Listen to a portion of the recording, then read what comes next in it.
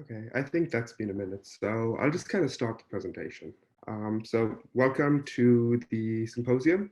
It's put on by FutureMeMD, and hopefully with the symposium, I can kind of help you guys give you some tips on how to excel on your medical school interview.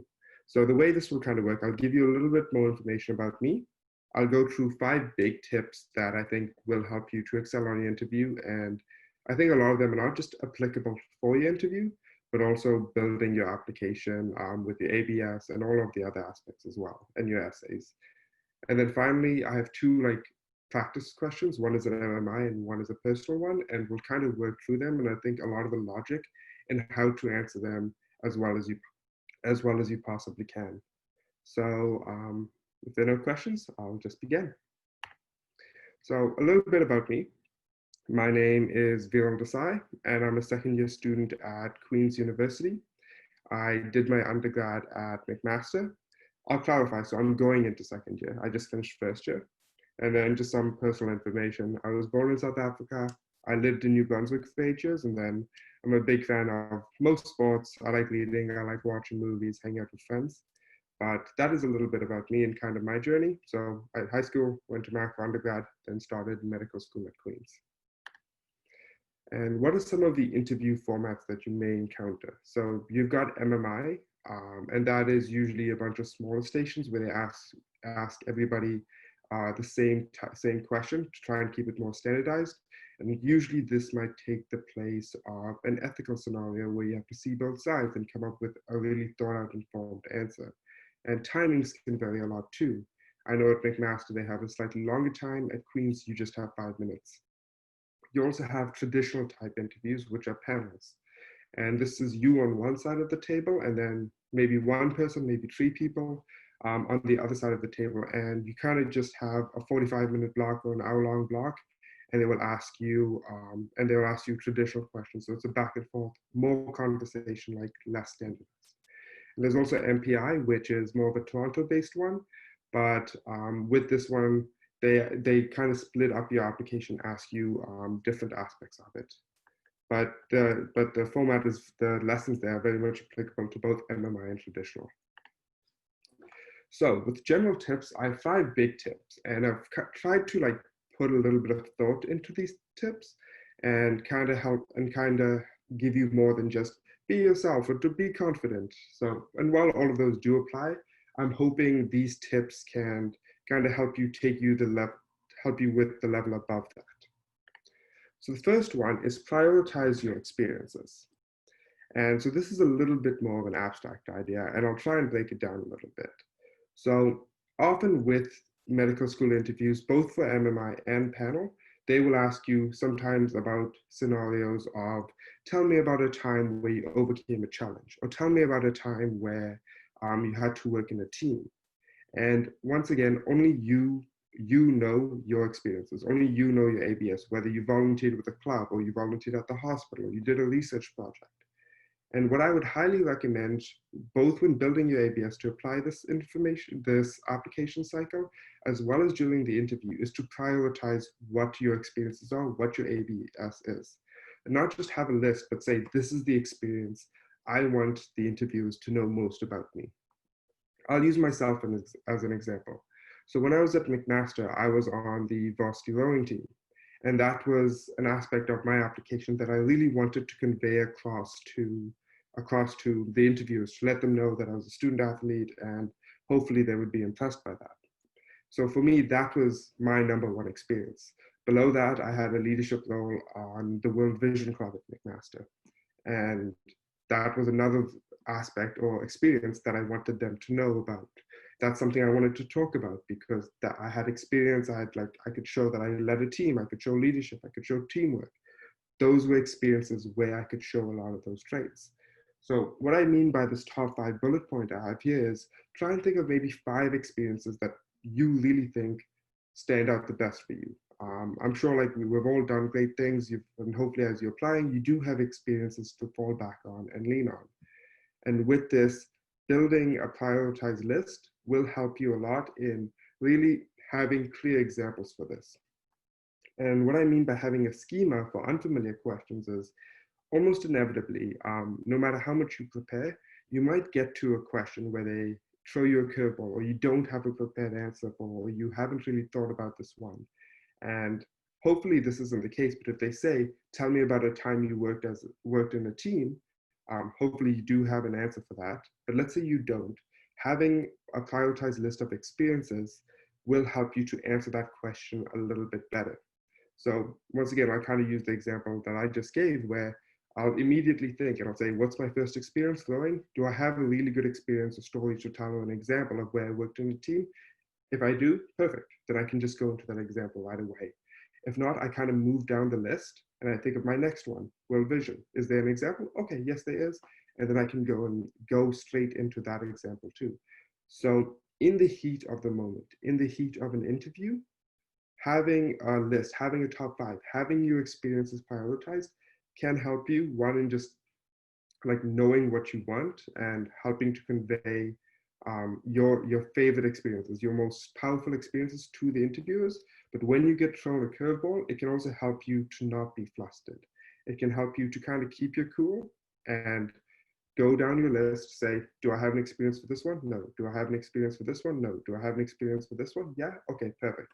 All right, so let me tell you about this experience where I worked in a team, or where I overcame a challenge, or where I had to deal with someone who maybe wasn't listening or working well, and I had to make a tough choice. So it helps you prioritize your experiences and not get nearly as flustered. And for me, I think the reason why I put this as tip number one is I think this is probably the single best thing you can do.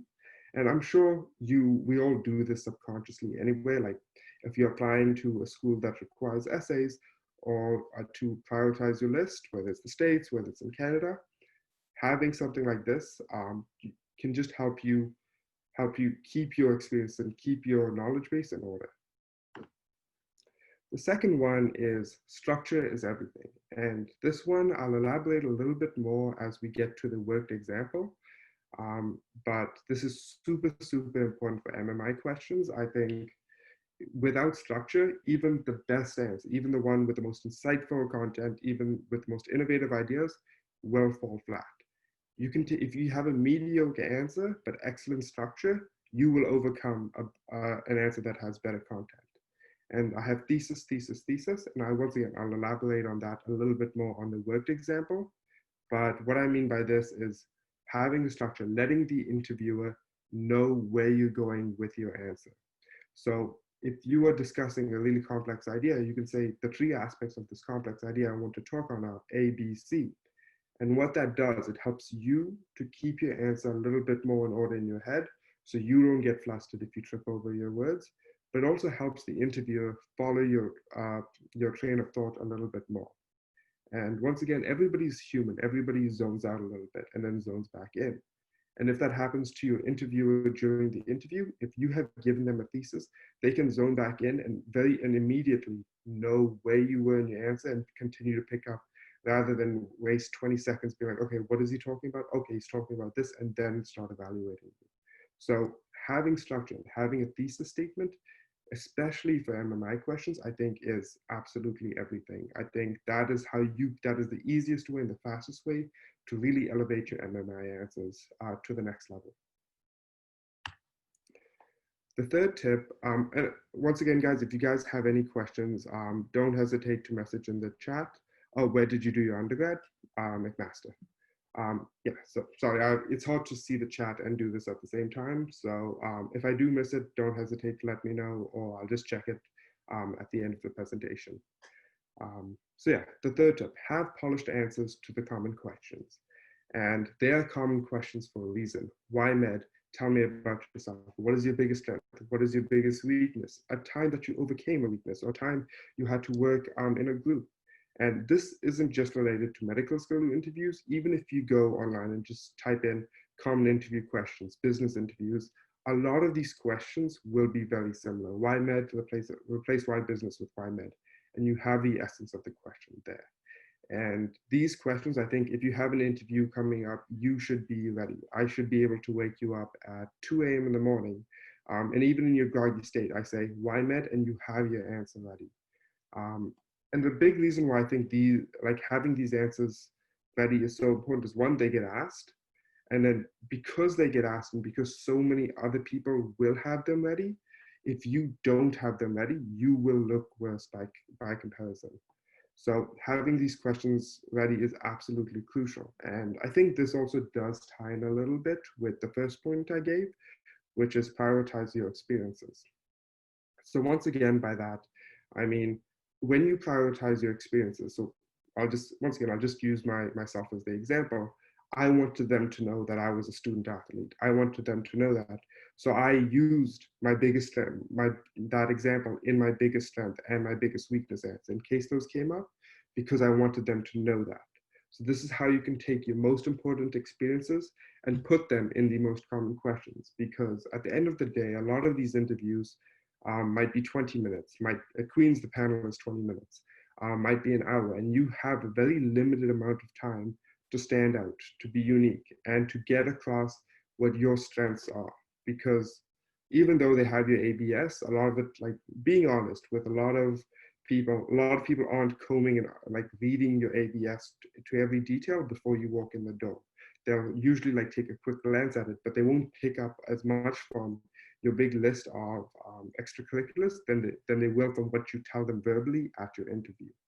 So it's very important that you take your strongest experiences, you prioritize them, and you've put them into these very common questions. See a question here somewhere. I don't know, the Q&A function isn't working. Why did I choose med? I'll actually get back to that because I think that's one of the questions further down, one of the worked examples, so I'll get back to you on that one. Yeah, so read the, did I skip one? Yeah, be unique. So tip 4, this feels like a very, very obvious question, obvious tip. Be unique, stand out. That feels very fluffy, but I don't think I can emphasize this one enough. Find a way to differentiate yourself. Emphasize a unique perspective / lessons from common experiences. And what I mean by this is a lot of pre-medical students will have done a sort of hospital volunteering. A lot of pre-medical applicants will have taken a leadership role in a humanitarian club such as UNICEF or World Vision. A lot of people would have taken a leadership role in their cultural club, whether that's the Indian or the Chinese or the Vietnamese Student Association. A lot of students have a lot of these similar experiences. And one of the things that I kind of learned this year being at Queen's, so sorry, I'm going to go on a little bit of a tangent right now. I'm a first-year medical student at Queen's, and one of the leadership roles I took on this year was to be the social coordinator for my year. And that's like planning events and stuff. But one of the things I was responsible for helping plan was the interview weekend, at least the one that happened. The other one was online because of the COVID-19 pandemic. But the first one we had in person, and I was responsible for running around the festivities after the interview and like giving people high fives when they came out of the interview. And that was a lot of fun. But one of the things that I had to do was kind of be around and be in the building the entire time the interviews were happening. And all of these second years are the ones who conduct the interviews. All of the people who are in second year now going into third year, they're the ones that actually evaluate the incoming applicants. And what I talked to a lot of them, they're all excited when they went in. They were excited to be on the other side. They were looking forward to the fun experiences. But when they came out at the end of the day, a lot of them were a little bit exhausted. A lot of them were a little bit bored because the answers that people gave blend together. And that is an inevitability. Most people will answer an MMI question well, but by default, most people will answer an MMI question or a panel question in a lot of the same way. So any chance you have to make yourself stand out, because these guys are looking at this like interviews, hearing answers to the same question from 8 a.m. in the morning to about 3 p.m. in the afternoon with a 1-hour lunch break. So they are exhausted and they're tired and they've heard variations of the same answer the entire day. So the whole point of that little tangent was to kind of emphasize how important it is to be unique. A slightly worse answer that's unique is better than a very samey answer that might have a little more content. So find ways to take your unique experience. If you've helped your parents with a business that they own, talk about that, because pre-medical students usually don't don't have that experience. Talk about something that maybe you might think other people might not have, that helps you stand out, that differentiates you from the crowd. Um, and what I have in the second line, where it says emphasize unique perspectives and lessons from common experiences, what I mean by this is um, even if you have like a common experiences, you worked on a research project, you led a club, or you started a fundraiser, what did you do that was unique? What was the lesson that you took away? Or what was the experience? Or how did you impact the club that nobody who ever came before you did? Did you change the culture of the club? Did you take the club in a new direction? Did you have, on your research project, did you have friction with your supervisor and then you had to find a way to use conflict resolution skills to overcome that? Even though the experience might be very similar to a lot of other people, I'm sure that each one of us have had unique experiences and unique exposures, and we can tell those stories and tell them and tell the interviews what we learned from them. So even if you feel as though maybe your experience might be a bit samey, find a way to take a unique aspect from that experience and use that to share. But I cannot emphasize how important it is to try and not give the standard road answer, because otherwise you do run the risk of becoming just a little bit forgettable. And the fifth tip I have is read the room. And this, once again, I think is really hard to do. It's a little bit more challenging. And this does this very much depends on the type of interview you have. In an MMI, some places are a lot nicer. They'll give you warning sounds. Some places are not nice. Queens, for example, is historically not nice with this. They don't give you any warning, and they cut you off if you go over 5 minutes. They just stop you at the sentence and tell you to move on. So be careful of how you are reacting to the stress, how long you are talking for. And then when I say be aware of the attitudes and the demeanors of the interviewers, watch them, watch their body language, watch their face. And I think it is very easy in the heat of the moment of an interview, when you're telling your story, to drop an acronym, to say, oh, I volunteered with MAD, I volunteered with DARE, I was with the Student Walk Home Service. And I think a lot of younger people in the younger generation might know what those organizations are, or know what a student walk home service is.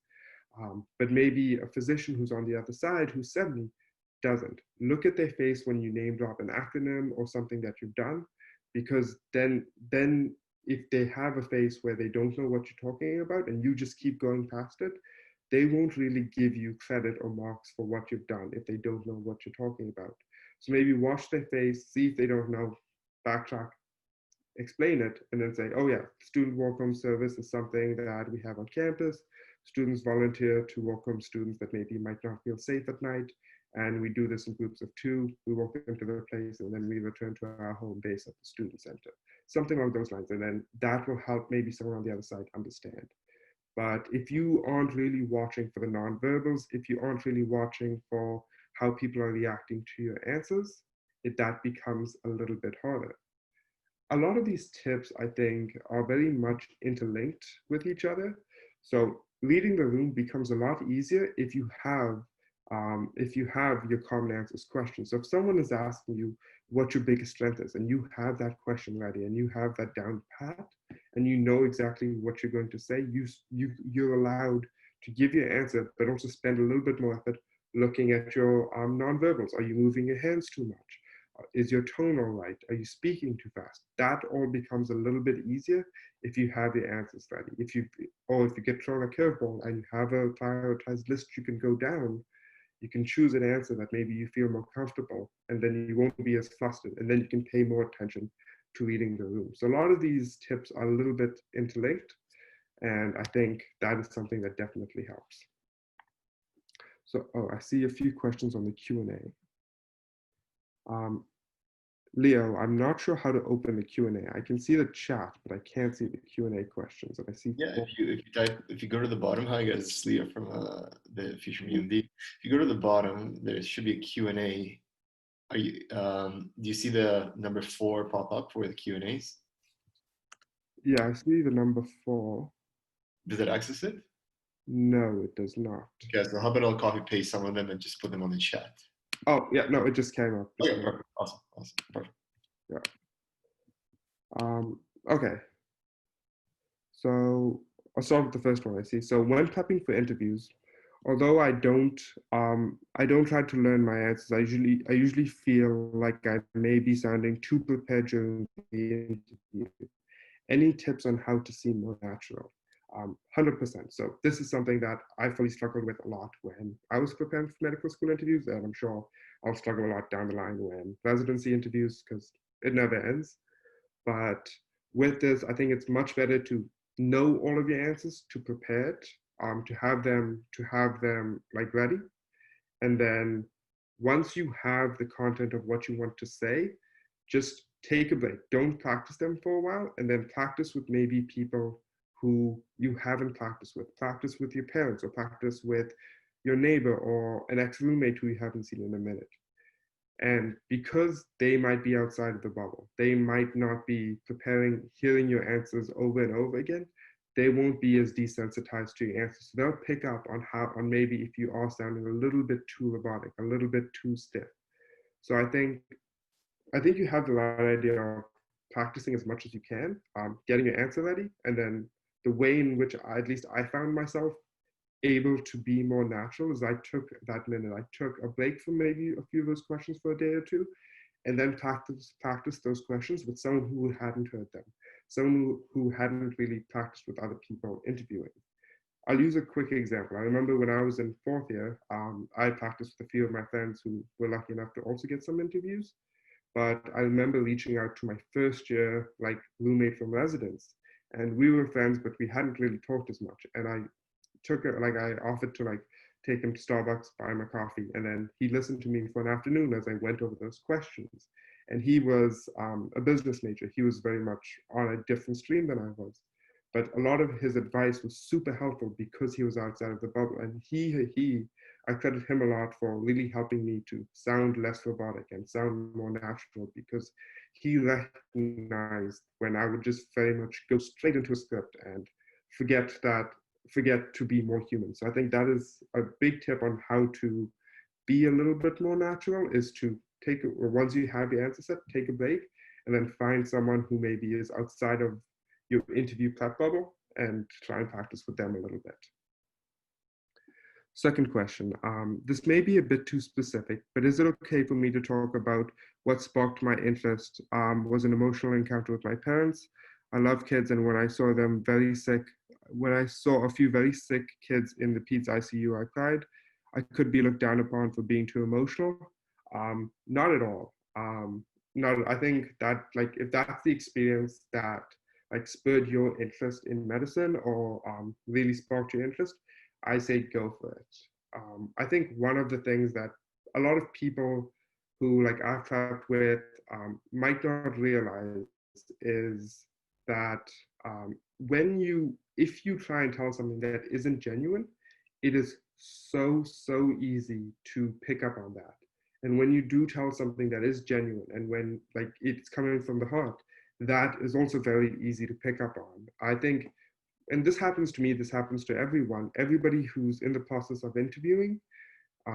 When you answer a question, it's very like we are focused on our wording, on our tone, on our pace, and it's very easy for us to like lose track of whether or not we sound genuine or not, or whether or not we're trying to exaggerate something. But someone on the other side whose sole job is to sit there, listen to you, and evaluate you, if that is your genuine experiences, that will translate into your answer, and they will recognize that. They will recognize that that is a genuine experience. And I personally believe, at least I would give you a lot of credit if I can recognize that this is something that sparked interest. And I don't think you would be looked down for being too emotional. I know that at least in like being emotional, it's not like you don't want to be emotional to the point where it compromises your ability to do your work. But being emotional is a huge part of being a physician from what we're learning, because they want you to empathize with your patient. They want you to understand the pain and suffering so that your patient might be going through so that you can take steps to help them. So I think that's a good experience, and I wouldn't worry about being looked down for being too emotional. is there a reason you didn't do medical school at Mac? So the short answer is I didn't get in at Mac. But even if I did, I probably wouldn't have. And once again, everybody's experience is a little bit different. But with medical school at Mac, it's a 3-year program, and I chose Queens because it was a 4-year program. Personally, when I still don't 100% sure know what specialty I want to pursue. I know I want to do something surgical, but with a 3-year program, even though you graduate faster and you can move on faster, it gives you less time to explore. It gives you less time to see as many different things. You kind of need to decide a little bit faster, and especially if you want something competitive like emergency med or surgery, you do need to prep a little bit more, or like find research or extracurriculars that match that. And I just didn't love the condensed time frame of Mac.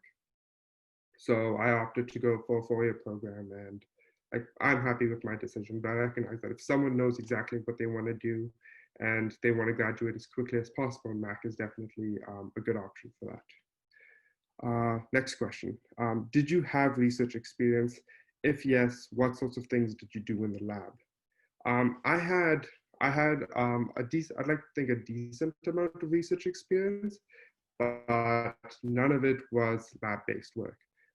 Personally, I'm not really a wet lab person. I don't love pipetting. That's not my realm of interest.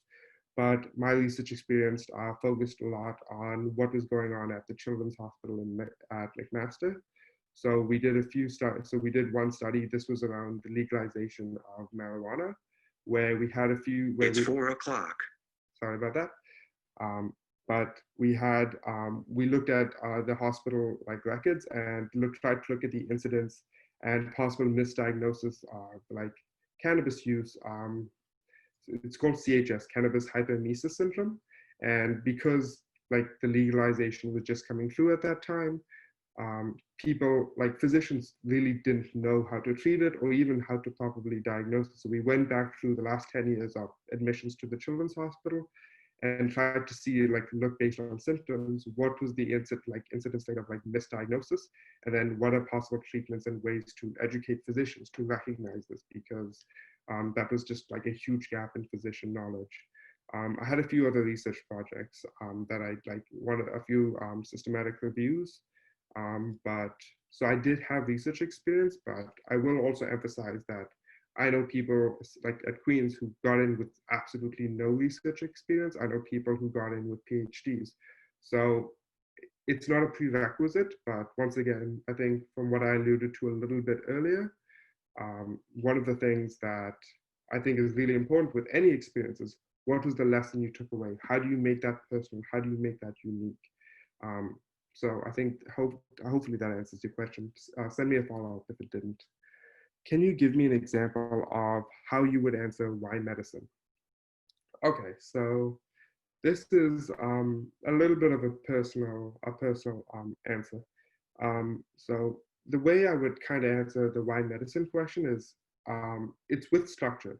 So the first thing, how I would answer the question is I'll talk a little bit about an incident that happened with my grandfather, and then I would move on to a lot of my interest in science and my extracurriculars that reaffirmed my desire to pursue medicine.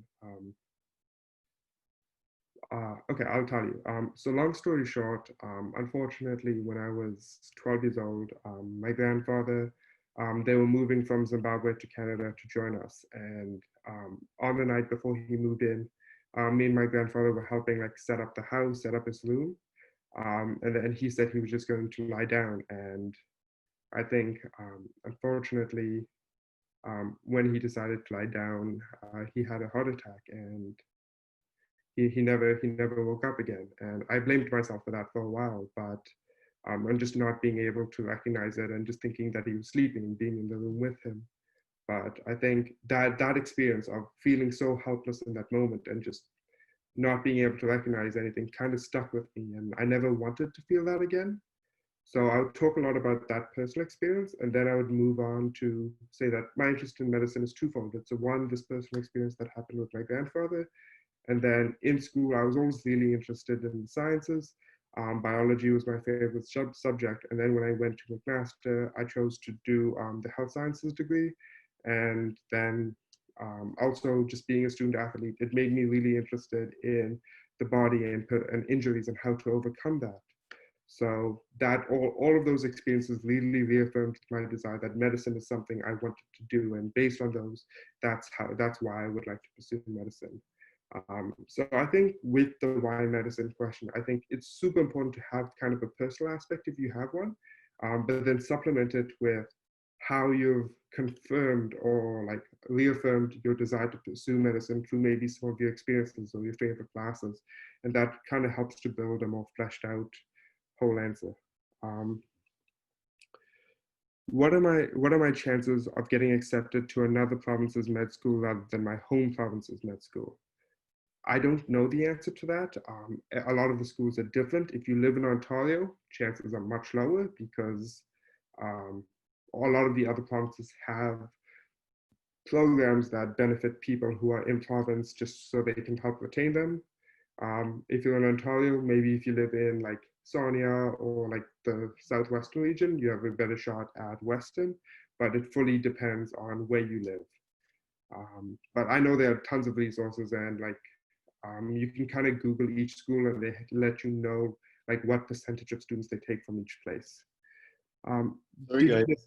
you, Let's give Veeral just, this is Leo again. We'll give Veeral a chance to go over some sample questions, some sample interview questions that he had prepared just before the session ends in like 10 minutes. oh, okay. Wow. Sorry, I got a little Yeah, sidetracked. no. It's just we want to. I think it'll be very highly for everyone to know. Like for example, this one, Yeah, this MMI style question, just so you can go over it. I think it'll be very high for the participants. of course. Yeah. Okay. So a typical MMI style question. I'll give you guys a little, like a minute to read this over, and then I'll go through my method of trying to generate ideas and how to answer a typical MMI question. So So I'll just read it out. Hopefully you've read it too. So you're a family physician who has finished his or her day and decides it's appropriate to leave for the first time in months. You have promised to meet your family for dinner. You suddenly receive a phone call from Mrs. J, an 87-year-old patient in a nursing home for a long time, who wishes that you attend to her long-standing condition. She has been a patient of yours for 15 years and refuses to see another doctor. What are the issues involved? How do you approach the situation? Okay, so with any MMI question, notice the details, notice how many questions there are. I think it's very easy to get just read the question, take what you want, and then kind of go with that and pigeonhole yourself. I think it's very important to recognize the line that you have promised to meet your family for dinner. It's the first time you've left home, like leaving on time for months. Notice that there are two questions. What are the issues involved and how would you approach the situation? So if you just answered this question of how you would approach it and didn't really discuss all the potential issues that you have that are involved, I think you might, like, even though you've given a good answer, because you haven't answered the entire first question, you might fall a little bit short. So in answering an MMI question, the first thing I always do is I give a summary. I just summarize the sentence from what I understand, and I tell the interview from what I understand. I'm a physician. I've been very stressed. I've been working late, and I receive a phone call from a longtime patient who's in a nursing home, and she wants me to attend to her long-standing condition. By doing the summary, one, it buys yourself a little bit more time to think, but two, it shows the interviewer that you've read the question and you've understood it a little bit. And with that, even if you've made a mistake in the heat of the moment, the stress, and it happens to the best of us, they can correct you then and there. Instead of you going, giving your whole answer, and then maybe like if there was a not somewhere in the question, you haven't missed that and you haven't completely blown the whole question. So, and also giving a summary shows clarity of thought. Now, this is where tip 2 I gave, which was about structure everything, have a thesis statement. So the way I would answer this question, so I think there are a number of different issues involved. So the first is obviously my patient, Mrs. J, and she wants me to attend to a long-standing condition.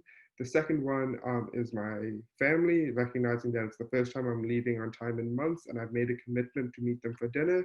And the third one is the systems that we have, the fact that she's at a nursing home and whether or not her current condition is an acute need or Maybe that if it's just something that she's feeling a little bit anxious about and she wants to have a conversation for.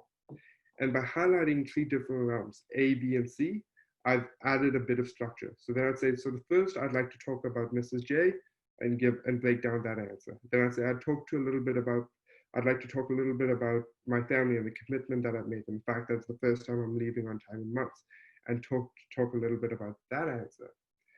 And the reason why I break it down like this is, once again, structure is everything, showing clarity of thought, showing that you can take a complex case with a lot of moving parts and break it down into digestible information is a big part of what they're testing here.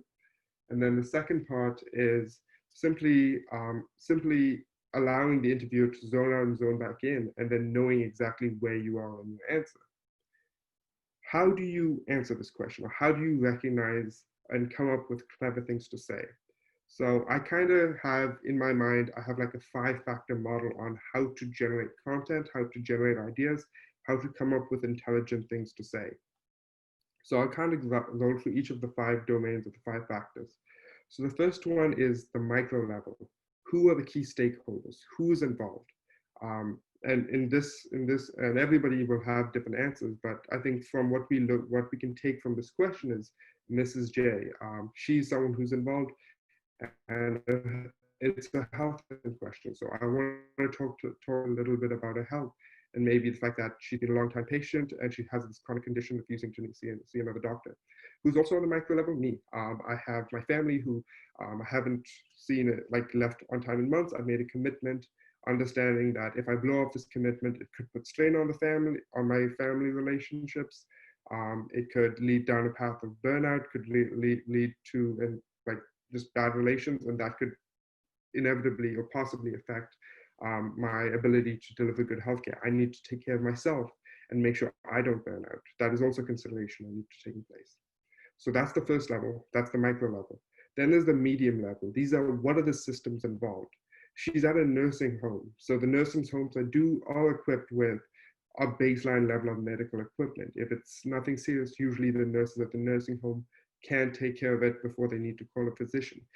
If it's acute and it's urgent, maybe as a family physician, I shouldn't go over, but she should be sent to the hospital and emerge. So I want to talk a little bit and like on the phone, maybe get a little bit more information onto what the issue is.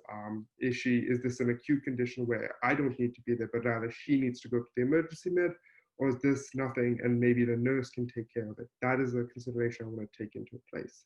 So you've got the micro level of the key stakeholders, the medium level, the systems that are involved, and then I want to go to the macro level, which is not really relevant to this question, but once again, different questions will have different like content and then different domains. So the macro level is usually the government. Are there any policies? Are there procedures? Are there laws that are in place that would affect the situation? What do I know? Is there anything like after the situation I need to advocate to maybe change a law to create a program that helps a specific patient group? So on the macro level, what can be done or what is in place or what are the rules that govern this? The fourth domain is devil's advocate. So I have kind of settled into what my answer is and what I want to do with this situation, but what is the opposite viewpoint? Because no situation is completely black and white. Some people will inevitably say that, okay, Mr. J, I'm coming right over. Some people will say, no, Mrs. J, there are other supports there, and unfortunately I'm off the clock. I have made other commitments. I can't come over. And whatever your answer is, you have to recognize that there is merit, that there's value on the other side. And then finally, I think the fifth one is a personal experience. I don't have a personal experience for this question, and I don't think many people will. But if you were a camp counselor and you were off the clock, and then somebody, a camper who had built a bond with you wants to talk to you, do you like take your own time to go meet with that camper, or are you off the clock? What is your decision? And if you have a time where you face something similar, I think a personal example could be really good in helping to answer a question. And with an MMI question, you only get to like 2 or 3 domains, I would say. Otherwise, you're talking too fast, you're going to run out of time. But having these 5 domains of micro, medium, macro, devil's advocate, and personal example, just going through that, like I said, with the prioritizing your experiences, having a checklist to quickly answer questions makes this a lot easier in how to break down and answer a question. And then finally, you always need to make a decision. I think the worst thing you can do in questions like this is to say, I need more information, it depends, because that shows you weren't really able to make a decision. You'll never have 100% of the information. So I think based on the information I have, you can say, if this was the case, I would make this decision. If this was the case, I would make that decision. But always make a decision. And I think it's completely up to you whether you want to say at the very beginning of your answer, your decision, the fact that you won't go to see Mrs. J or that you will go to see Mrs. J, or you want to keep it at the end and do it that way. But just make sure you are really conscious of time. You don't want to run out of time and not have given a decision. I know that was a little bit fast. I know that Leo said we had limited time left. So I went through that a lot faster than I wanted to. But hopefully you guys kind of got that idea of the 5 domains, structures everything, have a thesis statement, then say A, B, and C. Then you can use your 5 domains to kind of create answers and like things you want to talk about, and then wrap it up with a nice conclusion statement and make sure you know what your answer is.